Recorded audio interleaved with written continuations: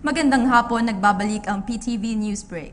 7 pulis na sangkot sa pagdukot sa 3 Koreano sa Angeles, Pampanga, sinabon at nakatanggap ng mura kay PNP Chief Ronaldo Bato de la Rosa. Mga opisyal ng Angeles City Police Office kasama rin sa mga napagsabihan. Tumanggap tayo ng karagdagang detalye mula kay Kirby Cristobal via phone patch. Kirby? Christine, galit na hinarap ni PNP Chief Ronald de la Rosa sa tanggapan ng Angeles City Police Office ang 7 pulis na sangkot sa pangidnap at panghingi ng ransom money sa 3 Koreano na sina Min Ho Park, Lee Kin-hun at Lee Jun-young sa isang subdivision sa Angeles City, Pampanga noong Disyembre na ang nakaraang taon. Sinigawan at nakatanggap ng mura mula kay Bato ang mga pulis na kinilalang sina PO3 Arnold Nagayo, PO3 Roenjen Domingo, PO3 Homerson Evangelista, PO2 Richard Agapito, PO2 Ruben Rodriguez at PO1 Jason Ibe at maging si PO1 Mark Joseph Pineda. Bukod dito sa harap mismo ng media ay pinarusahan ng mga sangkot na polis at pinadapa mga ito sa ilang minuto sa gitna ng tindi ng sikat ng araw. Inamin rin ng hepe ng pambansang pulisya na malaki ang naging epekto sa kanilang moral at lubos na apektado ang kanilang hanay sa mga isyu ngayon dahil sa mga kalokohan ng mga tiwaling pulis. Sinabi rin ng opisyal na nasa 2% lamang sa kabuang bilang ng mga pulis ang pumapasok sa masasamang gawain kung saan nadadamay rito pati ang matitino at mga tapat na mga pulis. Maging ang mga opisyal ng Angeles City Police ay hindi rin pinalagpas na pagsabihan ng PNP Chief at binalaan na mananagot sakaling maulit ang nasabing pangyayari. Gusto rin ni General De La Rosa na bago sana matapos ang kanyang panunungkulan bilang hepe ng PNP ay naibalik ng tiwala ng taong bayan at naayos na ang sistema sa organisasyon. Narito pakinggan natin ang naging pahayag ni PNP Chief Ronald De La Rosa. Apektado kami dyan sa mga lalo-lalo sa mga negative reports about sa amin. Hindi naman talaga yan ang totoong pulis. Kahit kayo mismo tanungin ko kayo, ganun ba talaga ang pulis, ang Philippine National Police? Na-highlight yung masasamang pulis. Yung mga pulis na nagtatrabaho ng gusto, hindi na-highlight, di ba? Ilan lang yan sila. So, we are somehow demoralized by the incidents. But hindi kami kumukuha ng excuses. Kahit na isa lang yan, o 2 o 3 pulis na yung gumagawa, pulis pa rin yan. Kaya pananagutan namin yun. Kaya ako mismo nga, siyang niya lang. Christine, narilib na sa pwesto ang 7 polis at tiniyak na maharap ang mga ito sa administrative at criminal cases. Samantala, maidagdag ko na rin kanina, habang nasa Angeles City Police Office tayo ay na-interview na rin natin si Colonel Chiquito Malayo, siyang direktor ng Counterintelligence Task Force. Malaking hamon para kay Malayo ang kanyang trabaho na ibinigay ni PNP Chief De La Rosa, ngunit binigyan diin ito na gagawin niya ang lahat ng kanyang makakaya upang magampanan ang bagong tungkulin. Yan ang update mula pa rin dito sa Angeles, Pampanga. Para sa PTV News, Kirby Cristobal. Narito po ang News TV Quick Response Team sa Angeles City Police dito po sa Pampanga, kung saan kanina po ay pinagmumurat sinermonan ni PNP Chief Ronald De La Rosa ang mga pulis na sangkot sa iba't ibang krimen dito sa naturang lungsod. Partikular dyan sa pagdukot at pangingikil sa ilang mga Koreano na dito po naninirahan. Agad na pinatawag nga ni PNP Chief Ronald De La Rosa ang 7 pulis Angeles na inireklamo ng kidnap for ransom at robbery extortion. Minura pa ni General De La Rosa mga pulis dahil sa kahiyang inabot ng PNP bukod sa kanilang pagkakasangkot sa krimen. Bunsod ng kanilang pagkakasangkot sa krimen, nakunan sa CCTV ang pagdukot ng mga pulis sa mga biktimang sina Min Ho Park, Lee Ki-hun at Lee Jun-young sa Friendship Plaza nitong nakarang December 30. Pagkatapos ito, dinala mga biktima sa isang substation sa kahininga ng 300,000 piso kapalit ng kanilang kalayaan. Kanina, pinagsabihan at pinag-push up pa ng PNP Chief ang mga inaakusahang pulis.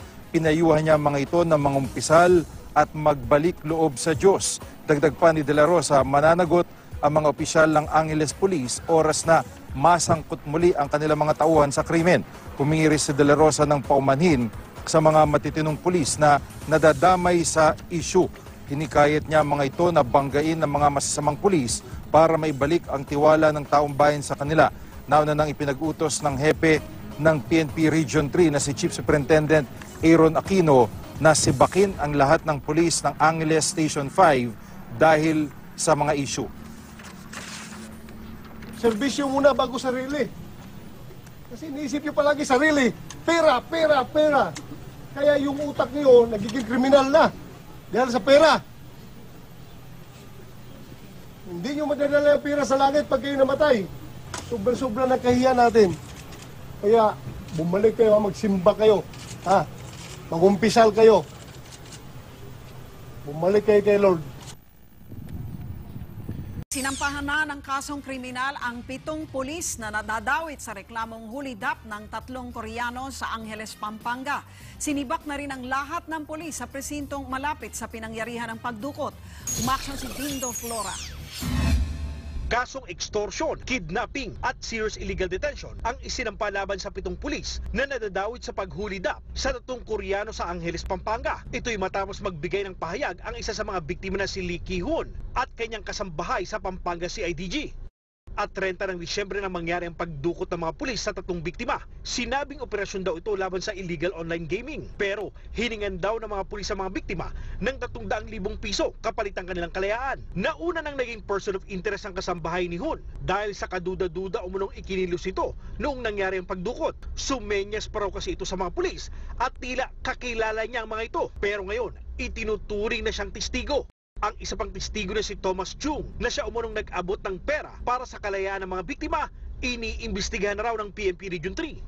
Sa parehong lugar din nadukot ang pinaslang na Koreanong si Ji Ik-ju. Kaya naman nauna ng sinibak sa pwesto ang City Director ng Angeles, Pampanga na si Police Senior Superintendent Sidney Villaflor. Ngayong araw, inalis na rin sa pwesto ang lahat ng miyembro ng Station 5 sa Angeles. So I guess it's high time na i-relieve ko ito muna at palitan ko muna ng bagong pulis.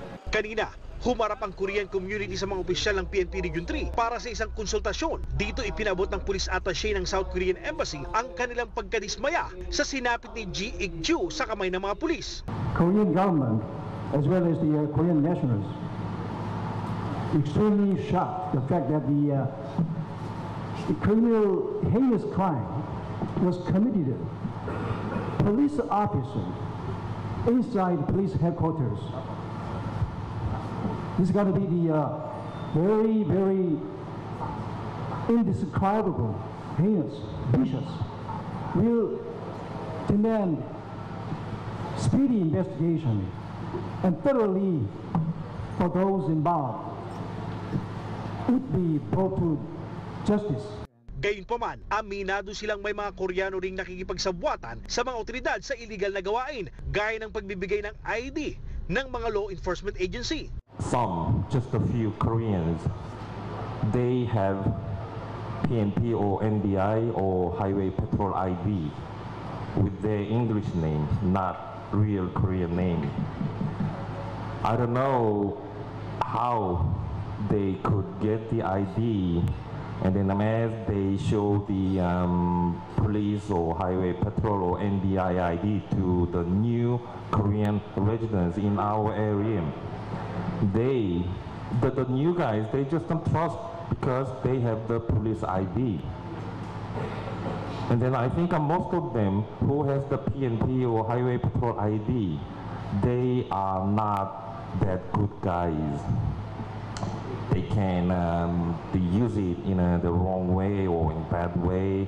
Siniguro naman ng PNP Region 3 na gumagawa sila ng paraan para madisiplina ang kanilang mga tauhan. Binalaan pa ng direktor ng rehiyon ang kanilang mga commanders. I will be holding you accountable, gentlemen. If there will be another incident, a crime being committed to Koreans wherein the involved persons are policemen, you will be in Mindanao, I'll tell you. Your next assignment will be in Mindanao.